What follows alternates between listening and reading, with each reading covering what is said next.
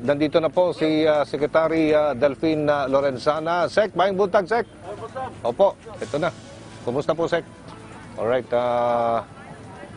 may mga tanong pa rin po, Sec, no? Mamaya, yung mensahe po ng Pangulo at sa inyo po dito po sa Martyrdom ng Pambansang Bayani. Pero mauna muna tayo sa issue, Sec, no? Tungkol pa rin dun sa vaccine na may mga tinurukan pong mga miyembro ng PSG.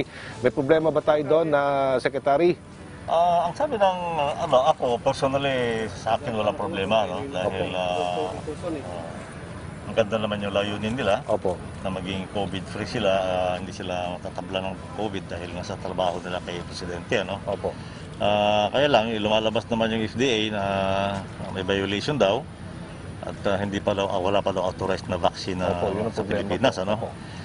So, bahala na yung FDA na kung meron silang complaint, magko-complaint na lang sila, sasagutin na lang ng PSG. Opo. Pero wala bang consent o nagpaalam ho ba sa inyo ang vaccination ng militar? Hindi. Kasi yun namang PSG, kung kanya parang separate unit niya nakatat sa Office of the President. Opo. Para po maklaro lahat, no? Marami po nagtatanong kung bakit hinayaan mo nangyari yan.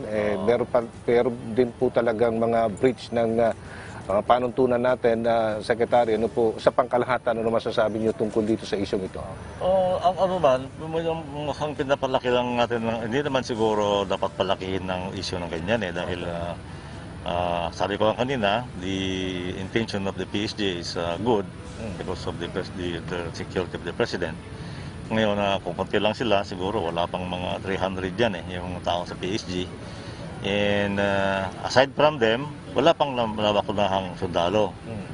Kaya siguro yung mga iba, bakit nauuna pa yung sundalo kaysa sa kanila, yung mga frontliners, ang sagot ko naman, yung frontliners natin, libo-libo yan mga tens of thousands yan all over the country.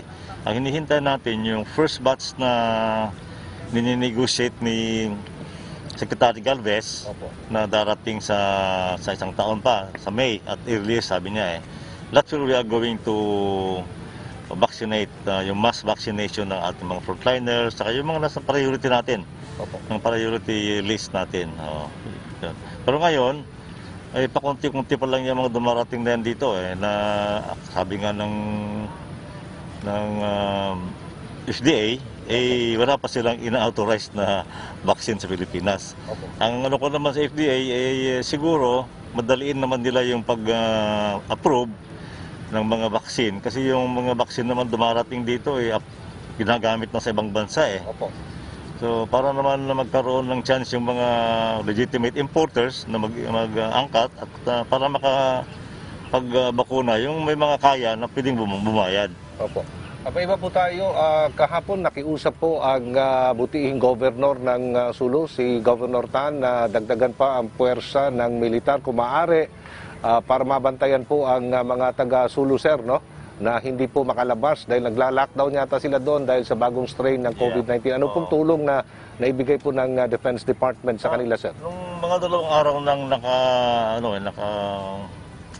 naka-block. Binablock na natin yung mga bangka o mga boats coming from Sabah to either Tawi-Tawi or Sulu. Kasi nga may bagong strain din sa Sabah kaya takot tayo So sinasabihan din ng mga tropa natin sa Zamboanga, yung West Mentcom Commander, kinakausap na yung mga counterpart niya sa Sabah na tigil muna. Kung may papasok dito, haharangin namin, babalikin namin sa inyo. So meron tayong mga, I think, 5 boats there flying the waters of Sulu. Nag-aabang sila ng mga gustong lumusot.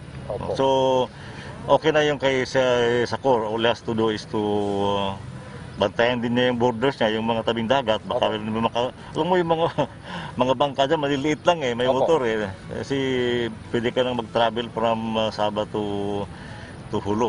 Sa mulit lang na bangka na may motor. Kaya dapat yung mga seashores niya doon, bantayan din nila. Huwag naman po sanang pumasok yan sa atin, bansa.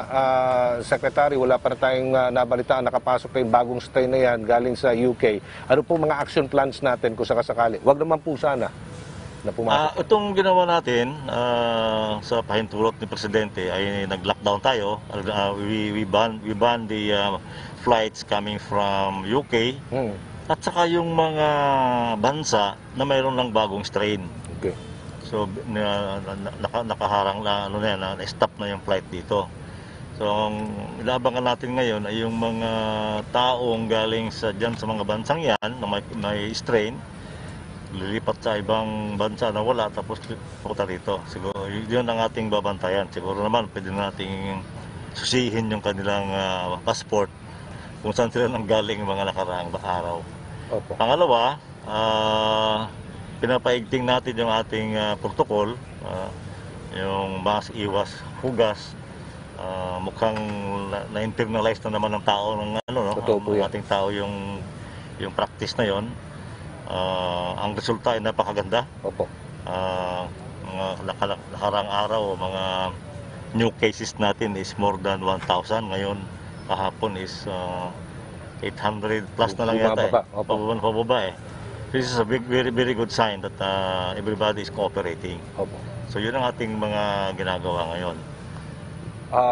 New Year's message na lang po at baka may nais pa kayong ihatid na mga reminders mula sa IATF ngayon pong salubong natin sa bagong taon na Secretary. Mga kababayan, malapit na matapos ang taon, ilang araw na lang, we have been doing well.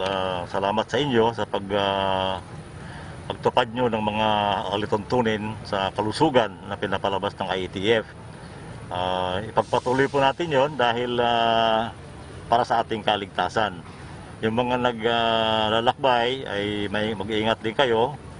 Yung mga gusto magpaputok ng rebintador ay huwag muna kayo magpaputok. Mukhang bawal na sa Metro Manila yan. At huwag kayong lumabag at huliin kayo ng pulis. So yun lang, iwasan lang yung maraming pagkain na baboy. Dahil nga high blood. may high blood kayo, masama sa katawan yung sobrang kain. Opo. So just do it in moderation. And we hope that 2021 will be a better year kaysa itong 2020. Happy New Year to everyone. Mabunga hong bagong tuig po sa imo, Secretary. Daghang kay salamat, sir. Ingat, sir. Amping, sir. Ayo, amping po. Okay. Si Secretary Delphine Lorenzana. Yung mga mahilig sa lechon, sa Secretary, dadaan lang. Baka madaan.